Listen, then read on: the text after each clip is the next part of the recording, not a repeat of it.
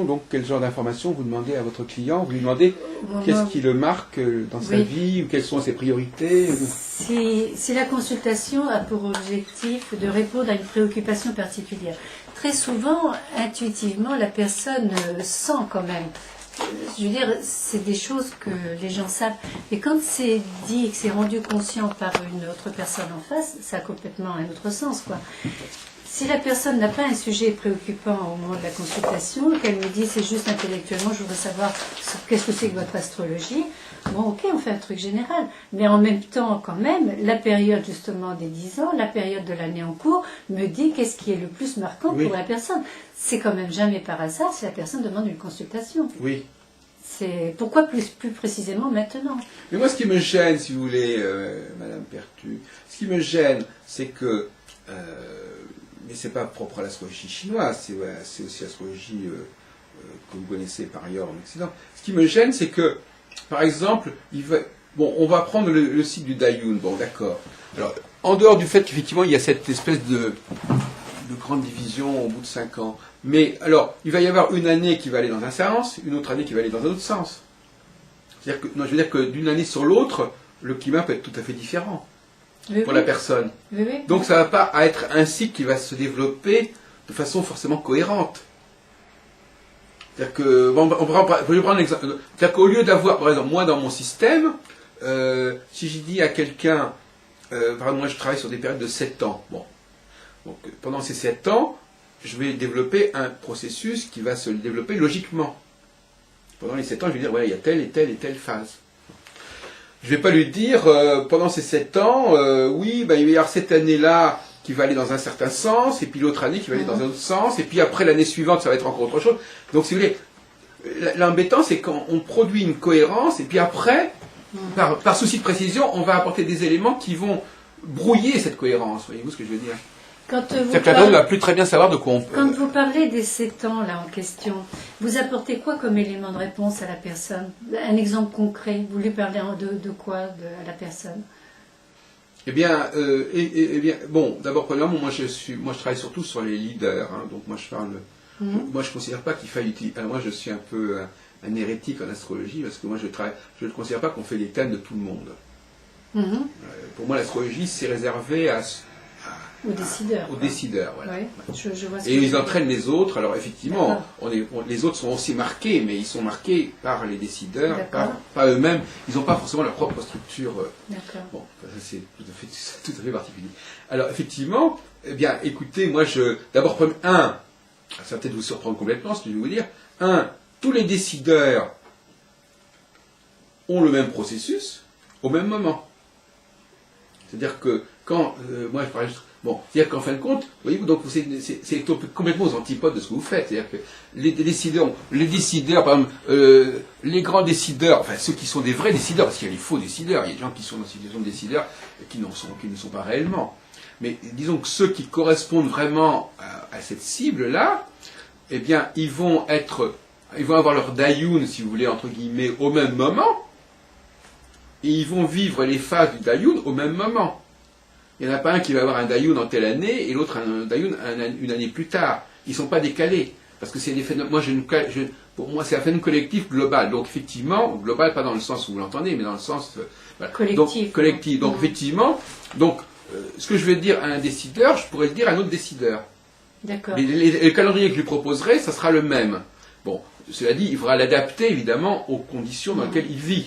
Mais ces conditions-là, elles me seront fournies pas par l'astrologie, mais par d'autres éléments, si vous voulez. Elles me seront fournies par l'étude de l'entreprise ou l'étude du pays.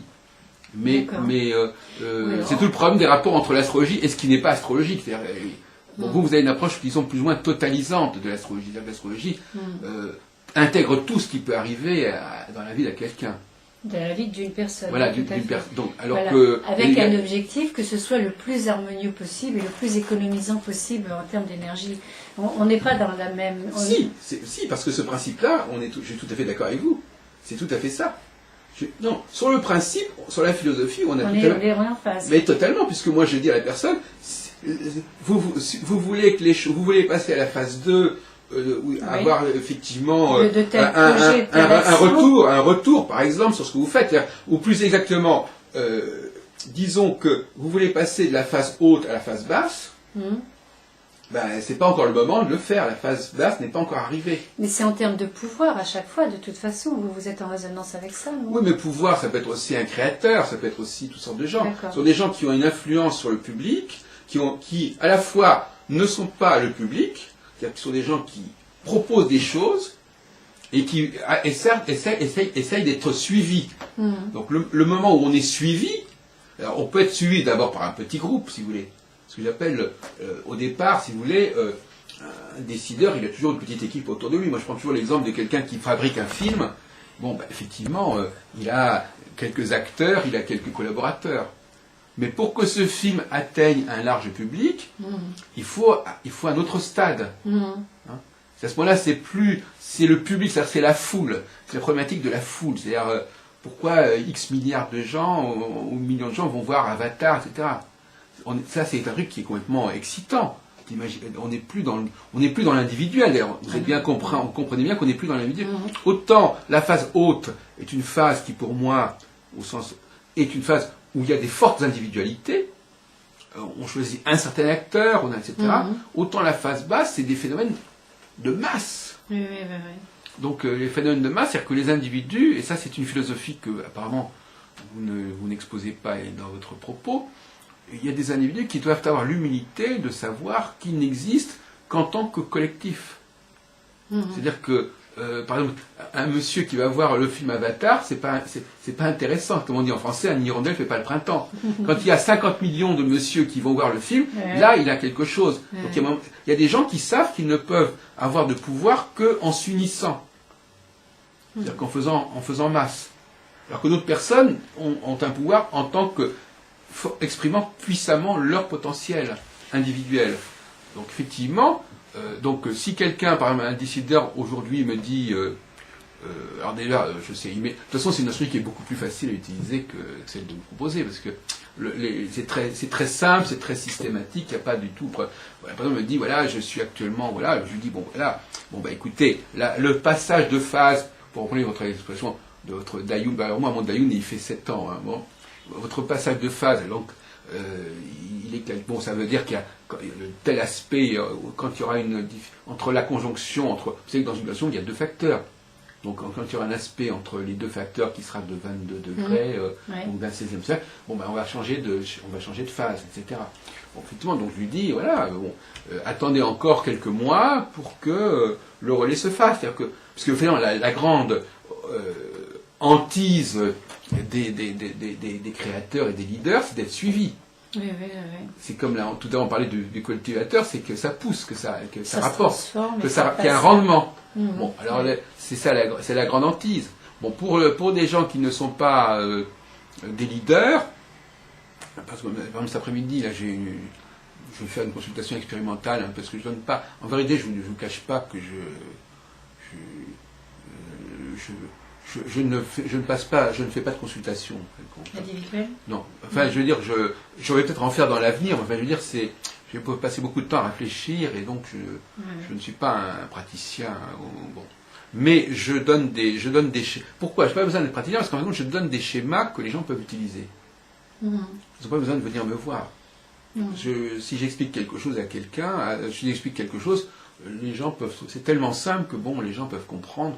Surtout que je leur dis, voilà, en telle année, il y a un changement d'Aïoun, ils n'ont pas besoin de faire des calculs pour savoir si eux, ils ont ce truc-là. Donc je peux dire par exemple à quelqu'un, écoutez, parce qu'en fin de compte, la définition que je donne aujourd'hui de l'astrologue, c'est, vous recevez quelqu'un, vous devez savoir s'il est ou non concerné par l'astrologie. C'est comme quelqu'un qui irait voir un cancérologue pour savoir s'il a le cancer ou pas. Donc l'astrologue, il est là pour dire, oui, vous, effectivement, votre vie, d'après ce que je connais de votre vie, vous êtes bien en phase avec les cycles cosmiques. Ou bien, non, vous n'êtes pas. Donc vous n'avez pas le profil du leader, etc. Vous n'êtes pas concerné. Ouais. Donc voyez-vous, c'est l'astrologie du XXIe siècle. C'est tout à fait autre chose. C'est une astrologie très décantée, très épurée, très simplifiée. Vous avez des documents là-dessus, non ? Vous avez déjà... D'abord, j'ai fait des exposés que vous trouvez sur la télévision astrologique. Oui. Ensuite, on a ce que j'appelle le journal de bord d'un astrologue. Oui. C'est-à-dire que tous les mois, tous les mois, il y a une quinzaine d'articles qu'on peut lire. qui ne sont pas des vidéos. D'accord. Donc vous cliquez sur le journal de bord d'un astrologue du mois de novembre, du mois de décembre, et puis vous avez toutes sortes d'articles qui sont souvent d'ailleurs des commentaires en réaction, en rapport avec les vidéos. D'accord. Donc je fais un texte, j'écris un article et je dis oui, bah justement j'en ai parlé dans la discussion avec par exemple, vous, en dehors de la vidéo que vous allez avoir, dans mes articles, je dirais à un moment donné, oui, tiens, ben voilà, ce point de vue, j'en ai parlé avec Madame Pertu, et puis je renvoie à votre vidéo. La vidéo Donc le texte est en phase avec la vidéo, en fait. Mmh. Donc c'est tout à fait différent, mais vous pourriez éventuellement, alors moi je vous le dis franchement, vous pourriez l'utiliser. Parce que moi, ce que je souhaite actuellement, c'est que mon modèle, que j'appelle le modèle astrologique, bon, évidemment, il ne prétend pas faire le travail d'un astrologue. Mais ça lui donne une structure générale, une super grille qui vient encadrer ce que chacun fait à sa façon. D'accord. Non, ça m'intéresse, moi. On a un colloque là, le 19 et le 20 février sur ce sujet, justement, à Paris. C'est-à-dire que sur le sujet, comment laisser à la fois, ça s'appelle unité et diversité de l'astrologie. Donc comment laisser à la fois chaque astrologue faire ça à sa façon, tout en proposant un tronc commun qui globalise, c'est-à-dire qui soit plus simplement le cas de monsieur un tel, mais qui permette d'avoir une sorte de vision plus générale de la société, etc. Voilà. Écoutez, je ne veux pas abuser de votre patience, donc je crois vous nous avez bien fait avancer, hein, on a eu une discussion bien faite.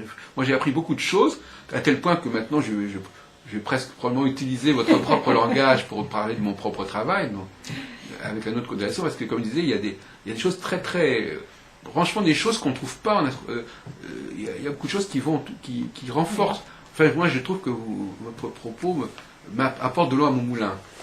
Écoutez, j'en suis ravie. Je ne sais pas si vous devez en être ravi, mais en tout cas, ça apporte de l'eau à mon moulin et ça montre bien que que la philosophie globale de l'astrologie chinoise, moi je trouve que intuitivement je l'ai retrouvée. Je n'utilise pas du tout les mêmes outils, c'est un fait, mais la démarche intellectuelle, le yin et le yang, le tronc et les feuillages, tout ça, ça me paraît parfaitement... Oui, vous l'avez dit dès le début, hein, vous l'avez dit dès le départ, hein, j'ai bien senti qu'on était en phase là-dessus. Hein, D'accord. Bon, pour moi, c'est une grande passion, hein, c'est vraiment quelque chose de merveilleux. Dites oui, si vous avez encore quelques mots pour terminer. Pour conclure, oui, pour moi, c'est... En fait, je l'ai abordé à titre personnel, hein, je voulais, par curiosité intellectuelle, on va dire. Et en fait, je me suis aperçue que vraiment, ça apporte quelque chose de plus à la personne. J'ai une phrase de conclusion que j'aime bien, en disant que, en fait, cette astrologie, bon, je parle plutôt de carte énergétique des 4 piliers du destin, c'est un outil précieux. Voilà, un outil précieux, pragmatique, c'est typiquement chinois ça, hein, qui permet à l'individu de chevaucher le dragon céleste plutôt que de se laisser surprendre par lui. Voilà. Je suis profondément dans la pensée chinoise. Très bien. Écoutez, je vous laisserai le dernier mot. Merci. Voilà. Donc, vous avez vos réunions, alors donnez-les quand même. Bon, enfin, donc, il y a des réunions qui sont prévues. Pour les ateliers, voilà, oui, c'est ça. Donc, il y a les ateliers, donc, les prochains ateliers, j'en ai à l'espace Saint-Martin, le 14 février, le 14 mars et le 18 avril. C'est le matin de 10h à midi. Et l'adresse, c'est derrière... C'est 189, c'est tout le monde connaît. 189, mais je voulais vous poser une question un peu subsidiaire, qui est importante pour nous, c'est est-ce qu'on peut filmer? Parce que, voyez-vous, nous, ça sera coupé, de toute façon, c'est pas un problème. Nous, ce qui nous intéresse, c'est de pouvoir être autorisé à... Parce que nous n'annonçons les activités que celles qu'on est autorisé à couvrir. Ah, ben là, je ne sais pas. Hein. Alors, il faudrait peut-être que... Parce que si ça peut vous intéresser, nous, ça nous intéresse. Si vous pouvez demander l'autorisation de... Il y a beaucoup de gens on ne filme pas le public, on va dire l'autorisation de filmer vos conférences. Alors, à ce moment-là, vos conférences seraient mises ensuite sur notre télévision. D'accord. Alors, ce qu'il y a, c'est que... ce ne sont pas des conférences. La conférence, c'était en janvier. Ce sont des ateliers. Le premier atelier, c'est donc calculer... déjà en préalable. Ma démarche, moi, c'est de faire des ateliers où en fait chacun peut travailler sur sa propre carte énergétique. Oui. D'accord. Il Donc faut déjà avoir un bagage. ben justement, le 1er, le 14 février, c'est pour apprendre aux personnes à calculer leur carte. Donc on va passer beaucoup de temps avec les tables de calcul, Oui. et à partir des coordonnées de naissance de chacun. Oui. Donc là, effectivement, c'est peut-être un peu personnel, je ne sais pas. Le deuxième, c'est commencer à lire sa propre carte, comment on le fait. Donc c'est l'articulation là, des éléments et tout, et des animaux du zodiaque. Et le dernier, je voulais y rester plus longtemps sur le pilier du mariage. Comment lit-on le pilier du mariage? C'est d'ailleurs le pilier le pilier du jour. Du jour. Oui. La partie, les branches du jour, la branche du jour. Oui. Et autrement, j'ai aussi une intervention à la librairie L'Essentiel. Vous la connaissez? Très bien, oui. Voilà, là je fais une autre intervention. J'en ai fait 2 l'an dernier, j'en fais une autre au mois d'avril. D'accord. Je ne sais pas si là, ce serait peut-être plus facile parce que là, c'est plus générique là quand même. Oui. Là, ma question, c'est je ne sais pas comment ça va se passer avec les gens. Je sais pas. En tout cas, nous, on est intéressés de toute possibilité de... Là, à ce point-là, nous, on n'intervient pas. Nous, on filme simplement. Vous filmez simplement. Hein, oui. On ne pose pas de questions. On filme, Bien sûr, bien sûr. Sauf si après, il y a une séance de questions. Enfin, à la limite. Enfin, a priori, on filme l'intervention elle-même. Donc, si vous y réfléchissez, si vous êtes intéressé, vous nous dites que oui, on peut venir. Et puis, à ce moment-là, j'enverrai quelqu'un ou moi-même, je filmerai. D'accord, d'accord. Mais ça, c'est à voir. En tout cas, nous, de même que les consultations aussi, ça nous intéresse de les filmer. Ah oui, aussi? Ben oui, on a filmé. Enfin, donc, si vous voulez, parce que les entretiens, c'est bien, les congrès, c'est bien, mais voir les gens travailler, c'est pas mal non plus. Mais ce qui m'intrigue, c'est parce que c'est quand même personnel, une consultation. Oui, mais enfin, vous savez, il y a des gens qui s'en moquent complètement. Ah oui, d'accord.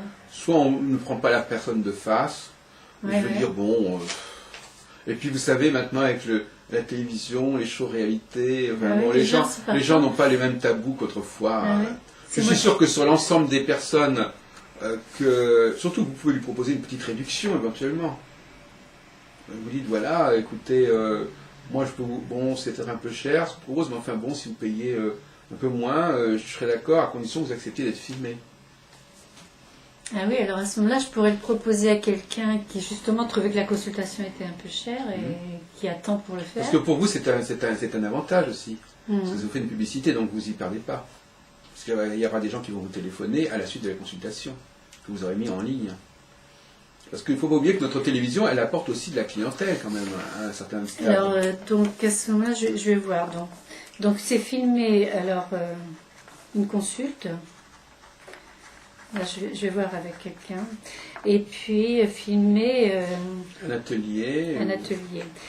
L'atelier, j'ai envie de proposer à l'essentiel.